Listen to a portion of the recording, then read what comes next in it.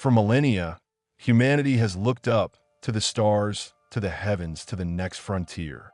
But in the mid-20th century, a radical vision emerged. What if the safest, most resource-rich place on Earth wasn't above the clouds, but beneath the waves? This is the story of the project, so colossal, so financially and technologically audacious, that its cancellation saved the U.S. government from a potential $200 billion financial catastrophe. They called it Seabase 1. It wasn't a research habitat or a temporary oil rig.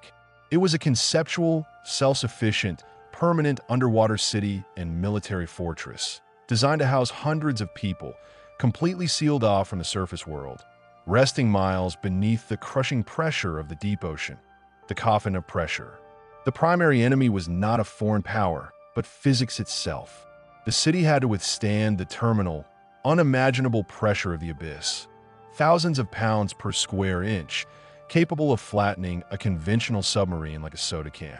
A single, micro-level structural flaw, an imperfect weld, or a seal compromise meant the entire module would implode violently and instantly, reducing the city and its inhabitants to dust in milliseconds. The eternal battle. The enemy wasn't just pressure, but time. The ocean is the most corrosive environment on Earth. Every piece of metal, every seal, every cable had to fight an eternal, losing battle against saltwater corrosion, biofouling, and tectonic stress. Engineers knew they could build it, but they realized they could never maintain it. The cost of upkeep alone would bankrupt the nation, the unthinkable cost. Why was a $200 billion price tag considered the minimum?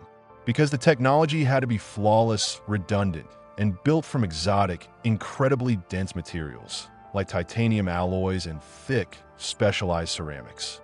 It wasn't just building a city.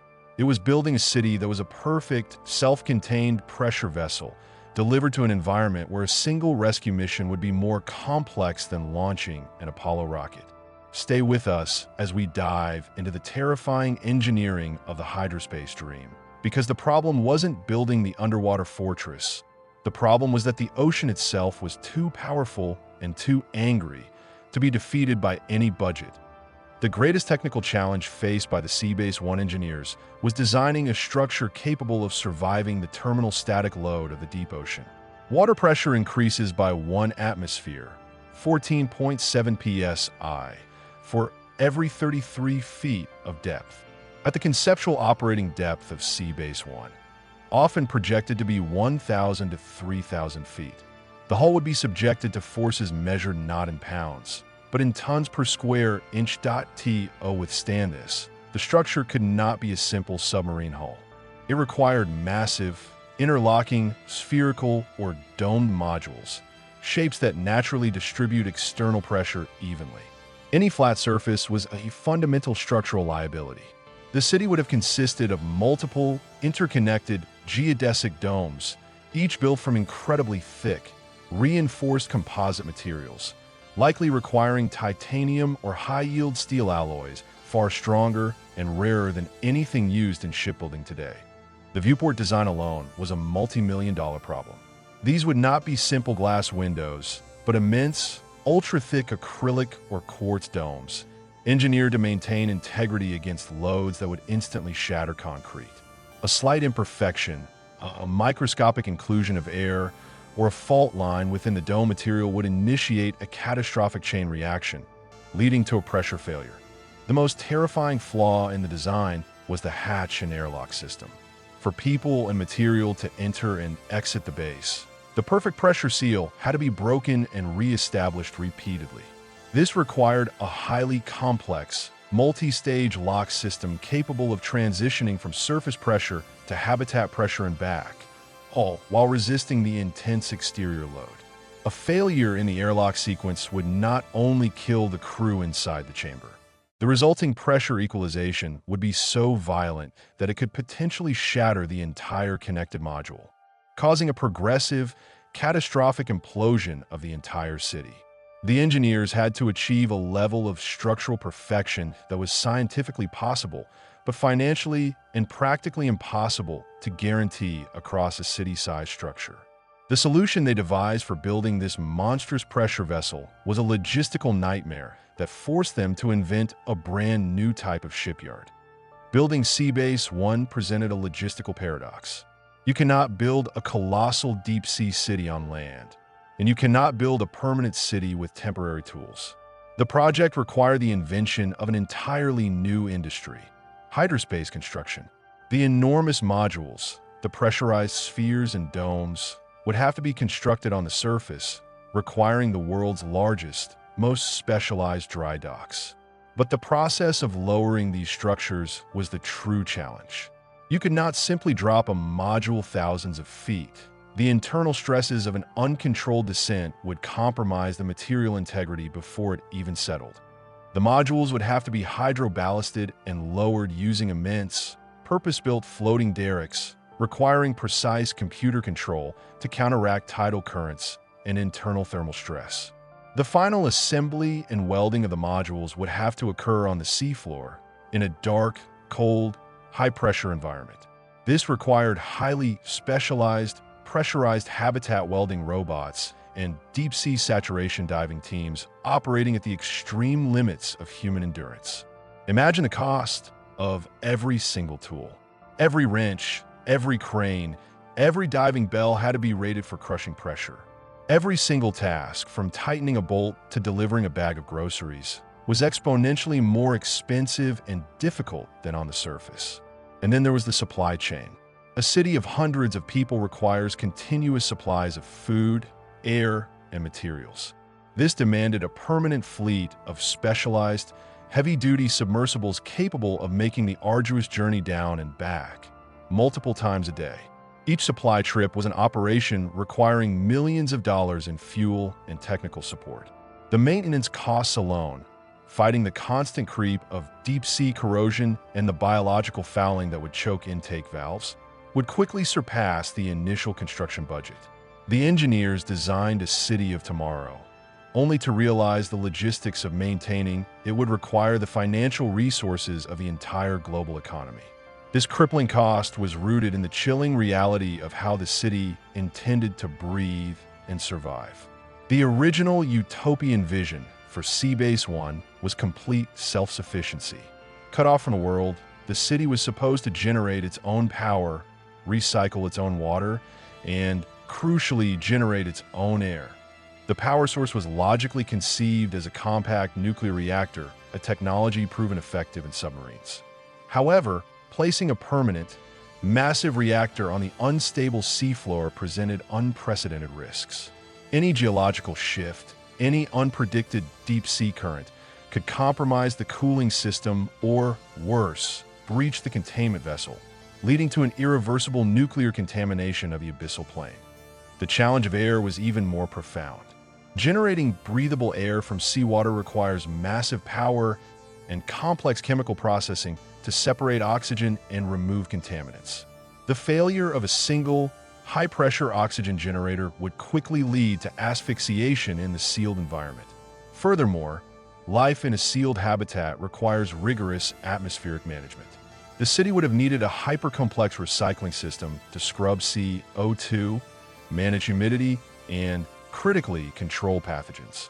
In a sealed environment under high pressure, a simple microbial outbreak or a failure in the waste treatment plant could turn the entire city into a pressurized biological death trap within hours.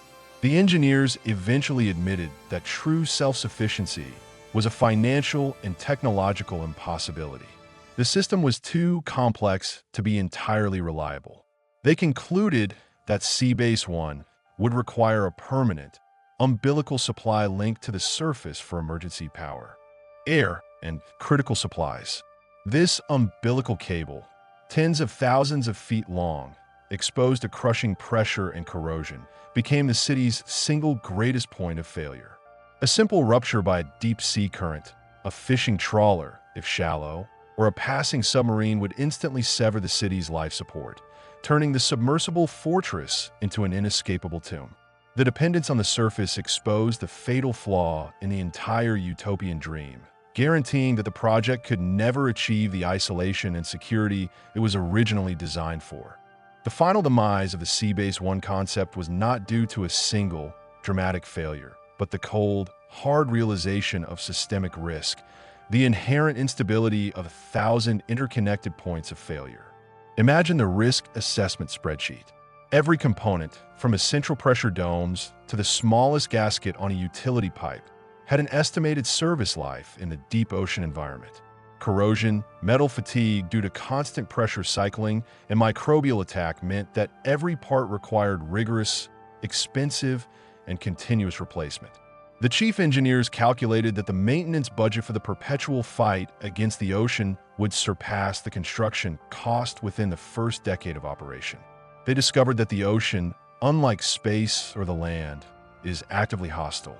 It corrodes, it crushes, it conceals, and it constantly seeks to exploit any weakness. The military, which initially supported the project for its strategic deep-sea monitoring potential, quickly realized that the base was not a fortress, but a massive, unmovable target. A single, precisely placed deep-sea torpedo or even a catastrophic equipment malfunction could lead to the complete, instant loss of the entire base and hundreds of lives. The sheer risk of having so many valuable people and assets concentrated in a single, high-risk location was deemed strategically unsound. Ultimately, the money dried up because the fundamental premise failed. You cannot defeat the ocean through brute force. The crushing force of the deep was a constant, active opponent that defied all attempts at cost-effective, long-term human settlement. The Utopian dream was crushed not by Soviet subs, but by the relentless, silent march of physics and economics. The engineers took the lessons learned, particularly in deep-sea structural dynamics, and applied them to smaller, temporary habitats. But the idea of a permanent underwater city was buried. The true cost of this failure, however, was not the billions spent on initial studies, but the terrifying realization that humanity's final frontier is not space, but the Earth's own overwhelming oceans, a challenge that continues to kill even the most technologically advanced machines they send down. The final part of our story reveals a bizarre, near-fatal incident involving a similar, smaller base, a chilling pre-enactment of the Seabase 1 disaster. The conceptual designers of Seabase 1 were not working in a vacuum. They were following in the footsteps of a real-world, less ambitious, but equally hazardous series of experiments, the U.S. Navy's Project Sealab. Launched in the 1960s, Sealab was the first major attempt to prove that humans could live and work in the undersea environment for extended periods. These were small, temporary habitats, not cities, but they provided chilling, empirical data on the dangers of hydrospace. Sealab I and Sealab II proved the concept of saturation diving, allowing aquanauts to live under pressure, eliminating the need for long decompression times after every work period. This was a technological triumph, but these projects were plagued by constant equipment failures, communication blackouts, and the relentless psychological toll of isolation. These small labs provided the first, stark warning of the ocean's hostility. Then came Sealab 3. This was intended to be the ultimate test, placing a habitat nearly 600 feet down off the coast of California. Sealab 3 was a disaster. During deployment in February 1969, a major leak was discovered. A Navy diver, Barry L. Cannon, was sent down to attempt repairs under the immense pressure. Tragically, a combination of human error and equipment malfunction, specifically a problem with the CO2 absorbent in his breathing rig, resulted in his death. The death of Cannon was a shockwave that reverberated through the nascent hydrospace community. It proved that even at relatively shallow depths, the environment was fundamentally unforgiving. A single, small equipment failure, which would be a nuisance on land, became an immediate, catastrophic death sentence under pressure. If a small, temporary habitat like Sealab 3 could result in a fatal failure, the risk profile for a multi-domed city like Seabase 1, a structure thousands of times larger and orders of magnitude more complex, was statistically unmanageable. The ocean had issued its first clear, fatal warning, exposing the inherent, tragic fragility of the human element in a high-pressure environment. The greatest logistical opponent to Sea Base 1 was not a sudden catastrophic implosion, but the slow, inevitable creep of corrosion and metal fatigue. The deep ocean is not a static environment. While the water is still, it is hypersalty, cold, and subject to slow, grinding tidal forces that constantly stress submerged structures. Every piece of metal, particularly the exotic titanium and high-yield steel alloys required for the massive pressure hulls, was fighting an atomic battle against pitting and crevice corrosion. These tiny, unseen structural flaws would accumulate over time, creating stress points. The crushing pressure would then exploit these flaws, causing microfractures to spread silently through the hull material. This process is known as stress corrosion cracking. The terror of this was that failure would not announce itself with a simple leak. A tiny crack, subjected to thousands of pounds per square inch of pressure, could propagate instantly across the whole structure, leading to a massive, non-recoverable failure. The city could be structurally intact 1 minute and reduced to a pancake the next, without warning. To manage this, every square inch of the multi-module city would have required continuous, costly, and incredibly dangerous deep-sea inspection and maintenance. Diverse and remote vehicles would have to continuously check for microbial fouling that accelerates corrosion, measure minute changes in the hull shape, and repair hairline fractures, all in a crushing, dark, cold environment. The required maintenance schedule was so rigorous, and the cost of the specialized deep-sea maintenance equipment so astronomical that the project's viability collapsed under its own weight. The ocean was demanding constant, perfectionist attention, and the budget simply could not comply. This led to the chilling realization that the base might be safest when it was completely sealed off, leading to a psychological nightmare known as hydro-isolation. Even if the engineers could solve the structural and logistical problems, the psychological challenge of living in Sea Base 1 was immense, bordering on the insurmountable. The inhabitants would be completely cut off, not just physically, but psychologically by miles of crushing water. This is known as hydro-isolation. Unlike astronauts, who can look out into the vastness of space and see the beautiful, moving Earth, the inhabitants of Sea Base 1 would be surrounded by eternal, uniform darkness. Their only view would be the murky, restricted cone of light cast by external lamps, revealing strange, slow-moving, abyssal creatures. The psychological weight of knowing that the distance between their steel hull and instant annihilation was measured in millimeters was constant. The high-pressure environment required a hyperbaric atmosphere, which fundamentally alters human physiology and potentially cognitive function. Life would be confined to the small, artificial, pressurized domes where every breath, every action, every day was a reminder of their precarious existence. The risk of cabin fever, clinical depression, and internal conflict would be exacerbated by the knowledge that no immediate rescue was possible. A relief team would require days, perhaps weeks, to assemble, descend, and deal with an internal emergency. Furthermore, the isolation meant any major surface event, a war, a pandemic, catastrophic weather event, would be experienced remotely through communication systems that were constantly at risk of being severed by the same ocean they were trying to escape.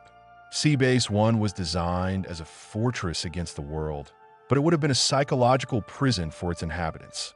The cost of maintaining mental health in such an extreme environment, coupled with the need for constant, high-pressure shift work, proved to be an expensive, debilitating variable that the budget could not calculate. The deep ocean wasn't just a physical barrier. It was a psychological one, proving that humanity's mind was simply not built to withstand the pressure and silence of the abyss. This failure of habitability forced the engineers to consider an even more bizarre and expensive solution. Movable, pressurized sections, as the structural and maintenance costs of a fixed deep-sea city became unbearable. Engineers explored a radical alternative, a movable, submersible fortress. If Sea Base 1 could slowly reposition itself, it could avoid areas of high seismic activity, relocate to richer mineral deposits, and escape zones of excessive corrosion. This concept transformed the city from a static base into a massive, slow-moving deep-sea crawler. Imagine a city built on immense, reinforced treads or powered by giant, low-velocity thrusters, capable of inching its way across the continental shelf. This introduced a new layer of mind-boggling engineering complexity and, of course, cost. The power required to move a multi-domed, pressure-rated structure would have been immense, likely requiring several decentralized nuclear reactors and robust, redundant propulsion systems. But the biggest threat to this moving city was the very geology it was trying to exploit. The deep ocean floor is not flat and stable. It is an active, dynamic environment marked by tectonic plate boundaries, hydrothermal vents, and unpredictable underwater landslides. Even a slow-moving base would be at the mercy of sudden geological events. A localized seaquake or an underwater landslide, even a few miles away, could generate a massive, localized shockwave. For a pressure vessel, a shockwave acts like a focused hammer blow, capable of initiating the stress corrosion cracking we discussed earlier, or violently snapping the massive umbilical cables connecting the power and communication systems. The sheer weight and inertia of the massive moving structure meant that if it began to slide or sink uncontrollably, there was absolutely no way to stop it. It would simply succumb to gravity and pressure, dragging the crew to the point of terminal implosion. The movable city concept failed because it was too heavy to move safely and too fragile to stay put, leaving the engineers with a final, unanswerable financial question that definitively killed the $200 billion dream. The decision to definitively scrap the Seabase 1 concept came down to the simplest, most brutal factor: return on investment, ROI. The $200 billion price tag could only be justified by an equally enormous, strategically vital return.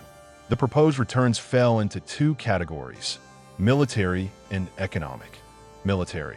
The initial appeal was deep-sea surveillance, submarine tracking, and a secure, launch platform protected from conventional air or missile attack.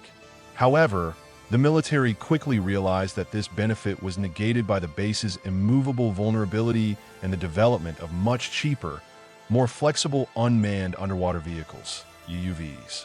A UUV could track subs and monitor the environment for a fraction of the cost, without risking a single human life or $200 billion in assets. Economic.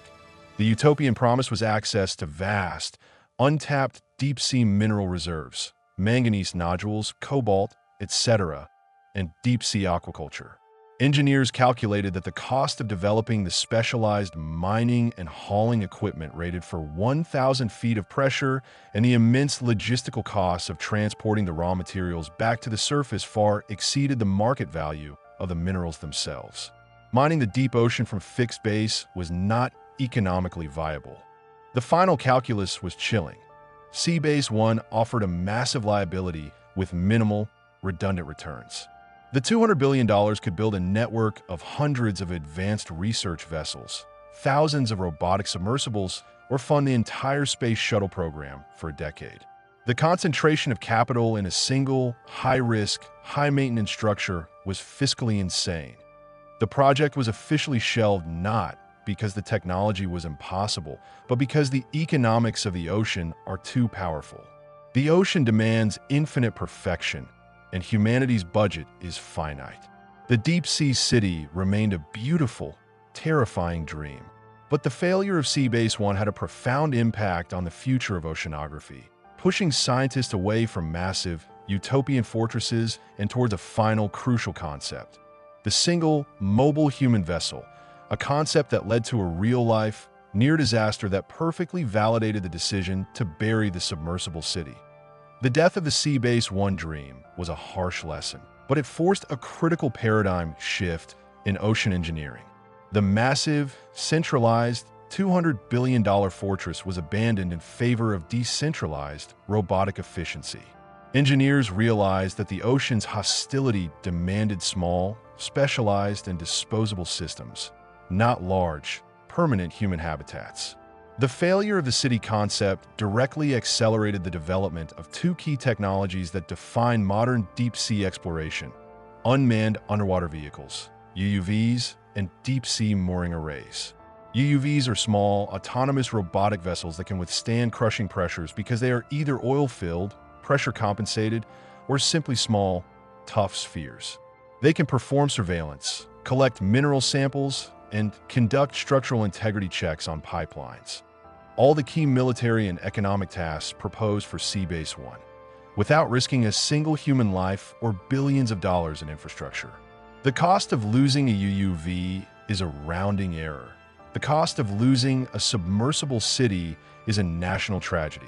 The lessons learned about high-pressure structural dynamics and corrosion control from the Sea Base studies were immediately transferred to improving deep-sea pipeline technology and the design of the smaller, manned research submersibles. The permanent human footprint on the ocean floor was rejected, replaced by a silent, tireless fleet of robotic explorers. The era of hydrospace exploration shifted from utopia to utility, accepting the ocean's terms. You may visit, but you may not stay permanently in a massive, fragile fortress. But the most terrifying validation of the Sea Base 1 cancellation came decades later, in a tragedy that showcased the very fragility of large, expensive human-rated pressure vessels. The greatest theoretical fear of the Sea Base 1 project was the instantaneous, non-recoverable implosion due to high-pressure failure. Decades after the project was scrapped, this theoretical fear became a horrifying, real-world reality, validating the original engineer's decision to abandon the city concept. The incident involved a highly sophisticated, human-rated submersible designed for deep-sea tourism, not a city, but a single pressure vessel. The vessel, built using advanced composite materials and designed to operate at significant depths, suffered a catastrophic implosion in the North Atlantic. The failure was instantaneous, a structural breach so rapid that the occupants were killed instantly by the crushing pressure before their brains could even register the event. This modern tragedy serves as a chilling, perfect parallel to the systemic risk assessment that killed Sea Base 1. The incident proved that even with the benefit of modern computer modeling, advanced materials, and decades of engineering refinement, the deep ocean still retains the power of absolute, instant annihilation. If a single, small, highly monitored titanium or composite hull can fail due to material flaw or external damage, the risk of scaling the design to a multi-domed city, with hundreds of interlocking seals, complex piping, and high-pressure doors, is simply unmanageable. The deep ocean grants no second chances. There is no slow depressurization. There is only the immediate, final violence of physics. The structural perfection required for Sea Base 1, extending over hundreds of yards of hull, was a statistical impossibility. The tragic collapse of the small vessel reinforced the original strategic conclusion. Concentrating vast human and financial resources in a single, high-risk pressure vessel is an act of technological hubris that the ocean will inevitably punish. The only way to survive the deep is through extreme redundancy and, ideally, through automated, non-human systems. And this realization exposed the deepest strategic failure of the entire concept. The inability to hide from potential enemies. One of the initial strategic justifications for Sea Base 1 was covert operations and security. The military believed that placing a fortress miles beneath the surface offered protection from air, missile, and conventional surface attacks.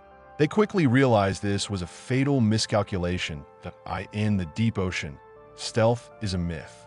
A colossal structure like Sea Base 1, housing hundreds of people, operating a nuclear reactor, and requiring continuous supply runs by large submersibles, would generate an immense acoustic and thermal signature. The nuclear reactor would require massive cooling systems, pumping warmer water out into the abyssal cold. This thermal plume would be easily detectable by sophisticated sonar and passive listening arrays. Furthermore, the sheer scale of the structure, even if designed to be acoustically silent, would still scatter sonar pings in a distinct, massive pattern. The entire city would be a gigantic, unmissable beacon on the seafloor, providing an easy, static target for enemy submarines or advanced deep-sea weaponry. The fortress, designed to be invulnerable, was in fact the single most vulnerable asset the U.S. military could have conceived. It was a fixed target that could not evade, could not hide, and, due to the pressure, could not be reinforced externally after construction. The enemy would only need one successful deep-sea strike to achieve total destruction. The cost of a $200 billion target with zero ability to maneuver or defend itself was a strategic non-starter. The deep ocean, far from being a protective blanket, was a massive, unshielded battlefield where the first rule is to stay small, stay mobile, and stay silent. Three things the massive city could never achieve. The ocean rejected the fortress, forcing humanity to confront the terrifying reality that the next greatest resource war would not be fought on land, but in the dark, contested depths, beyond the technical and financial failures. Sea Base 1 presented an insurmountable geopolitical problem. The underlying economic motivation, access to vast mineral wealth on the international seafloor, immediately triggered potential conflict with other nations. The deep ocean is officially considered international territory, the common heritage of mankind. The deployment of a massive, permanent, nuclear-powered fortress to establish control over lucrative mineral deposits would have been interpreted by rival nations as an act of orbital-scale land grab. But in the hydrospace, the United Nations Seabed Committee would have immediately challenged the legality of a massive, military-affiliated permanent installation. It would have accelerated the global race to claim or militarize the abyssal plains, turning the deep sea from a pristine environment into a contested, legal, and potentially armed territory. The Sea Base 1 project was not just a construction plan. It was a declaration of sovereignty over international waters, guaranteed to inflame tensions with every major maritime power. The very notion of a self-sufficient underwater city, a utopian goal, was quickly polluted by the realpolitik of resource acquisition. The military realized that the moment Sea Base 1 established itself, it would necessitate the deployment of a permanent, costly, deep-sea naval fleet to protect it, multiplying the project's cost and escalating the international conflict. The economic dream of mineral riches could not justify the cost of the inevitable naval war required to secure them. The city was strategically too large, too visible, and too aggressive for the delicate balance of international law, ultimately forcing the U.S. to retreat from this final, utopian dream and leaving behind only the cold, hard lessons of the abyss. The story of the submersible city, Sea Base 1, is a story of humanity confronting the true, ultimate boundaries of physics and finance. The ocean is the last great, unconquered wilderness on Earth. It is a domain defined by relentless pressure, pervasive darkness, and ceaseless corrosion. A domain that demands perfection and grants no mercy. The dream of a $200 billion underwater fortress was a masterpiece of imagination, but it was defeated by the simplest laws of the universe. The ocean proved that while humanity can build systems that work in the vacuum of space, it cannot cheaply or safely build systems that defeat the massive, constant pressure of water. The strategic retreat from Sea Base 1 was an admission that, for now, the ocean has won the settlement race. The legacy of the project is not the failure of the hull, but the successful redirection of capital towards safer, more intelligent technologies like UUVs. The world avoided the colossal environmental risk of a seafloor nuclear reactor and the geopolitical nightmare of a resource war in the deep. The $200 billion city was the ultimate statement of human technological ambition, but the crushing silence of the abyss proved that the cost of that ambition was simply too high. The failure of Sea Base 1 hinged on the massive, unmanageable risk of implosion. But considering the advances in deep-sea technology today, particularly in material science, do you believe a permanent, nuclear-powered underwater city will eventually be built within the next 100 years? If so, what single, currently impossible material breakthrough is needed to finally conquer the crushing pressure of the deep? Let us know your thoughts and your predictions in the comments below.